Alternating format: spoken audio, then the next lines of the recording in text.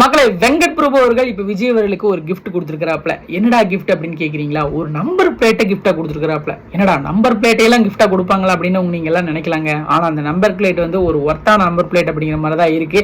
அப்படி என்னடா number plate அப்படின்னு கேட்டீங்கன்னா, கோட் திரைப்படத்துல பாத்தீங்கன்னா விஜய் அவர்கள் ஒரு கார்ல வருவாப்ல. அந்த கார்ல பாத்தீங்கன்னா 2026 CM அப்படிங்கிற மாதிரி மென்ஷன் பண்ணிருக்கோம் இல்லையா? அது உண்மையாயிருச்சு இல்லையா? அதனாலதான் பாத்தீங்கன்னா அந்த நம்பர் பிளேட்டையே பாத்தீங்கன்னா விஜய் அவர்களுக்கு வெங்கட் பிரபு அவர்கள் கிஃப்டா கொடுத்திருக்காரு. நான் தான் விஜய் அவர்கள் CM ஆவேன் அப்படின்னு சொல்லிட்டு முதல்ல கணிச்சது அப்படிங்கிற பெருமையும் எனக்கு தான் இருக்குது அப்படிங்கிற மாதிரி கெத்தாவும் ஷேர் பண்ணியிருக்கிறாப்ல.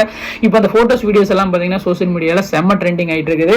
அது மட்டும் இல்லாமல் கோட் திரைப்படத்தில் பார்த்தீங்கன்னா நிறைய சிக்னேச்சரான நிறைய விஷயங்கள் எல்லாம் வச்சிருப்பாப்ல. அதாவது என்ன அப்படின்னு கேட்டீங்கன்னா, விஜய் அவர்களுக்கு விசில் சின்னம் கிடைக்காததுக்கு முன்னாடியே பார்த்தீங்கன்னா இந்த கோட் திரைப்படம் எல்லாம் வந்துருச்சு. அப்பவே பார்த்தீங்கன்னா இவர் விசில் போடு அப்படின்னு சொல்லிட்டு ஒரு பாட்டையை வச்சிருப்பாங்க. ஆல்ரெடி பார்த்தீங்கன்னா இவங்க ரெண்டு பேரும் பிளான் பண்ணி தான் இந்த விஷயத்தையெல்லாம் பண்ணிருப்பாங்களோ அப்படிங்கிற மாதிரி தாங்க இருக்கு. விஜய் அவர்கள் ஆல்ரெடி எனக்கு விசில் சின்னம் கிடைச்சா நல்லா இருக்குமே அப்படின்னு நினைச்சுதான் அந்த பாட்டையை வச்சிருப்பாரு அப்படிங்கிற மாதிரி தான் இருக்கு. வெங்கட் பிரபுவும் பாத்தீங்கன்னா இவர் எப்படியும் CM ஆயிடுவாரு அப்படிங்கிற நம்பிக்கையில தான் இந்த மாதிரியான விஷயங்கள் எல்லாம் பண்ணிருப்பாரோ அப்படிங்கிற மாதிரி தான் இருக்கு.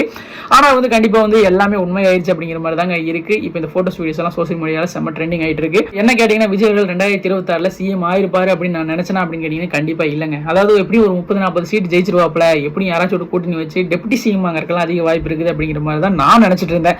ஆனா என்னோட கணிப்பெல்லாம் பொய்யாயி இப்போ வந்து முதல்வர் விஜய் அவர்களா மாறி நிக்கிறாப்புல. இந்த வீடியோ பார்க்குற நீங்க சொல்லுங்க, விஜய் அவர்கள் இந்த 2026 தேர்தலில் CM ஆவாரு அப்படின்னு நீங்க நம்புனீங்களா? உங்கள் கருத்து என்ன அப்படிங்கிறத கமெண்ட் பாக்ஸ்ல மறக்காம கூட ஷேர் பண்ணிக்கோங்க. இந்த மாதிரி இன்ட்ரெஸ்டிங்கான செலிபிரிட்டி சப்ஜெக்ட்லாம் தெரிஞ்சுக்கிறதுக்கு நம்ம சேனலை சப்ஸ்கிரைப் பண்ணி ஃபாலோ பண்ணிக்கோங்க.